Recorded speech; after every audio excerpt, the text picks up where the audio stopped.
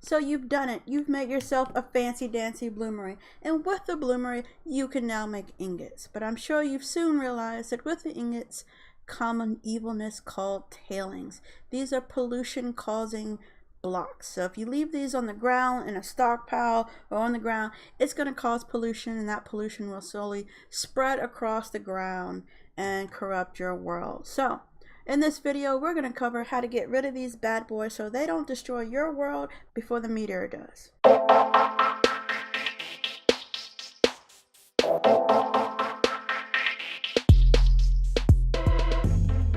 So to start with, while you're actually cooking your ingots, I suggest linking through storage a small wooden cart to your craft. That way, when you get the tailings, they will start to appear inside of the wooden cart. In the cart right now, they won't have any effect on pollution. There will be no ground pollution while they're sitting inside of this. Now, I've heard from others that this may be changing soon, so I apologize if this function no longer works. But while it does, I suggest taking advantage of it because it does buy you some time. Now, let's say you have your tailings. If you stick them on the ground, you have a while before you're actually going to see any true effect. So this is also a viable option.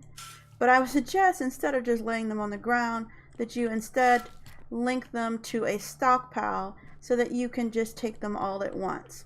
Once you have them in your stockpile, I would again suggest using a cart to transport them in mass versus individually. They operate just like sand, where you can only pick up, or dirt, you can only pick up one at a time. Now let's talk about where to actually store these stockpiles. Because if you leave a stockpile out in the open like this, they will still affect the ground pollution and cause your ground to turn into funny colors. I believe dirt starts to look like this weird white shape. I'm going to go over now to where I have my tailings store, and I'll show you what I did there. So to protect your world from the tailings pollution, you should bury your tailings into the ground. Now it's important where you bury them. One, you need to be 10 away from water or you will start to pollute that. You also want to pick out an area that's further away from anyone else, especially farmlands, as the corruption, if you do something wrong, will affect the crops and stop them from growing. And the top of your tailings stockpile needs to be 10 away from the ground surface. Since it's got to be 10 away from the ground surface and the stockpile is 5 high, you need to bury your tailings at least 15 below ground level. Now, if you do that and then someone comes around and they start digging things up, of course, that ground level difference will not be 15 anymore. It will be less than that, and then your tailings, though buried properly, in quotes, it will start to affect the ground around you. So my suggestion is to actually bury them a lot lower than that.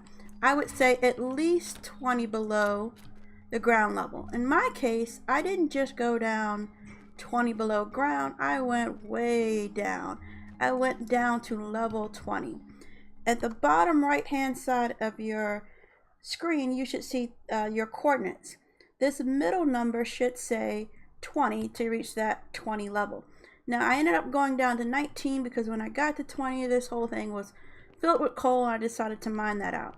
But this is where I stored my tailings as I got ready to move them. Down here already it was safe from any pollution and all the ground pollution on the map disappeared. From there I dug another tunnel this way, which was 10 over, and then 10 this way. And this left one over here, you can only see one row of it, is my first tailings stockpile. I then needed a second one when I had a rush order for a bunch of people on the server. So I went ahead and made a second one right here beside it. I'm going to drop that in there. And this is what they look like stacked in here. Now, this is all the tailings I ever produce. And honestly, I think you can get by with just one stockpile full of tailings, which is, again, 62 iron ingots, if you hurry and make a blast furnace. Now, if you're going to be a little bit slower at making that, I would go ahead and make enough for 2. Or if you have rush orders like me, you may need 2 stockpiles or even 3.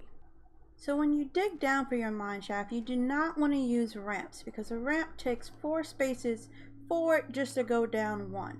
Instead, I suggest doing something like this, which is a 1x1 step system. I dug out the top level of the steps and replaced it with dirt so that you can quickly run up as well as down the steps. I later came back and added some stockpiles and some carts to quickly transfer things up and down the mine shaft, because while this was built for my tailings, none of that work went to waste. Even though I don't use the tailings anymore, I now have a mine shaft and I have tons of coal and iron and stone. I know that sounds like a lot, but don't worry. You won't have to use this bloomery too long. 1, 2, maybe 3 stockpiles worth.